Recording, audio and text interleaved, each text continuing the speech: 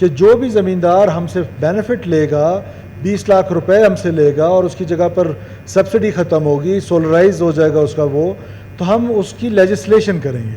تو یہ as leader of the house نہیں بلکہ میں نے ایز بلوچستانی کمٹمنٹ کی ہے فیڈرل گورنمنٹ کے ساتھ.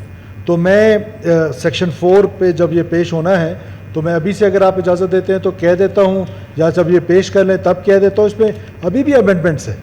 چینج یہ ہے کہ 20 لاکھ روپے، کیونکہ 20 لاکھ روپے تو دیے جا رہے ہیں اس کو، تو جب 20 لاکھ روپے دیے جا رہے ہیں وہ اسٹامپ پیپر پہ کمٹمنٹ کر رہے ہیں کہ میں یہ کام نہیں کروں گا، تو اس کا مطلب ہے وہ نہیں کرے گا.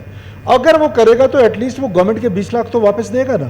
اس بل میں جو ابھی اختلاف رائے ہے وہ صرف 20 لاکھ اور 10 لاکھ پہ ہے. تو ہماری گورنمنٹ کے بینچز کی یہ ریکویسٹ ہے کہ اپوزیشن سے بھی ریکویسٹ کرتے ہیں کہ جنامنس ہو جائے تو اچھا ہے، ادروائز بھی اگر آپ کہتے ہیں تو ہم اس پہ ووٹنگ کرا لیں یا جو بھی آپ نے کرانا ہے طریقہ کار کر لیں. ہم اس کو 20 لاکھ روپے کے ساتھ اپروو کرنا چاہتے ہیں.